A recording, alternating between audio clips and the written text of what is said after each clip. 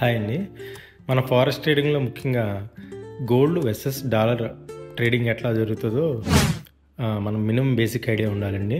అది ఎక్స్ఏయు versus dollar అంటారు. XAU అంటే gold. Okay, gold versus dollar పెట్టి ట్రేడ్ చేస్తాం. మోస్ట్లీ డాలర్ ఎలా అఫెక్ట్ అవుతుందో, సో డాలర్ ఇంక్రీజ్ అవుతుంటే గోల్డ్ పడుతుంది, డాలర్ డిక్రీజ్ అవుతుంటే గోల్డ్ పెరుగుతూ ఉంది.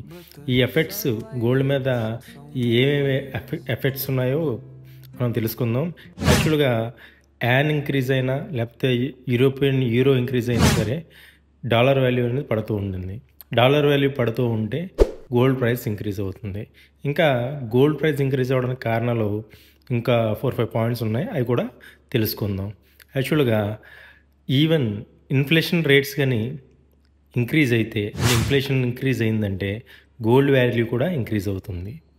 ఒకవేళ గ్లోబల్ మార్కెట్స్లో సెంట్రల్ బ్యాంక్స్ ఉంటాయి కదా, వాళ్ళు కానీ ఇంట్రెస్ట్ రేట్స్ కానీ కట్ చేస్తే, అంటే ఇంట్రెస్ట్ రేట్స్ కానీ డిక్రీజ్ చేస్తే గోల్డ్ వాల్యూ కూడా పెరుగుతుంది, గోల్డ్ రేట్స్ కూడా పెరుగుతాయి.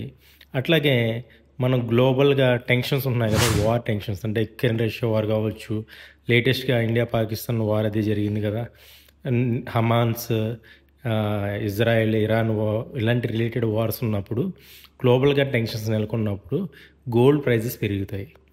ఇవే కాక మనం ఫిజికల్ గోల్డ్, ఇండియా ఎక్కువగా ఫిజికల్ గోల్డ్ కొంటారు రిటైలర్స్, అంటే ఇండియా హౌస్ హోల్డ్స్లో కూడా ఎక్కువ కొంటారు. ఇండియాలో చైనాలో ఫిజికల్గా ఇలా గోల్డ్ పెరిగే డిమాండ్స్ ఉంటాయి కదా, యాక్చువల్గా ఫంక్షన్స్, మ్యారేజ్, పెళ్ళిళ్ళప్పుడు, అలాంటి టైంలో కూడా గోల్డ్ అనేది పెరుగుతూ ఉంటుందన్నమాట. ఓకేనా.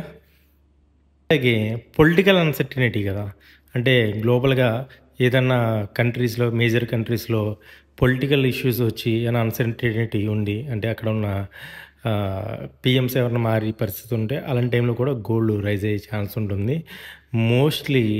ఓకే, డాలర్ డిక్రీజ్ అవుతే గోల్డ్ పెరుగుతుంది, డాలర్ పెరిగితే గోల్డ్ పడుతుంది. ఇది చాలా ఇంపార్టెంట్ పాయింట్. మన ఫారెక్స్ ట్రేడింగ్లో ఎక్స్ఏయు వెర్సెస్ ఎక్స్ఏయు వెర్సెస్ డాలర్, ఈ పేర్స్ని మనం ఎక్కువగా ట్రేడ్ చేస్తూ ఉంటారు ఫారెక్స్ ట్రేడింగ్లో. సో ఫారెక్స్ ట్రేడింగ్ నేర్చుకోవాలంటే మినిమం ఈ బేసిక్ ఐడియా ఉండాలి. సో ఇంకా కొన్ని ప్యాటర్న్స్ ఉన్నాయి, ఎకనామిక్ డేటా కావచ్చు, యుఎస్ ఫెడ్ చైర్మన్ స్పీచెస్ కావచ్చు, లేకపోతే యుఎస్ జాబ్ డేటా ఉంటుంది కదా, ఆ జాబ్ డేటా వల్ల కూడా ఈ గోల్డ్ అనేది ఎఫెక్ట్ అవుతూ ఉంటుంది. ఓకే, సో నా వీడియో మీకు నచ్చినట్టయితే లైక్ చేసి సబ్స్క్రైబ్ చేయండి, ఫాలో చేయండి. మీకు ఇంకా ఫారెక్స్ ట్రేడింగ్లో మంచి మంచి బేసిక్స్ నేర్పుతాను, నేను ఎప్పుడు రెడీగా ఉంటాను. Thank you very much.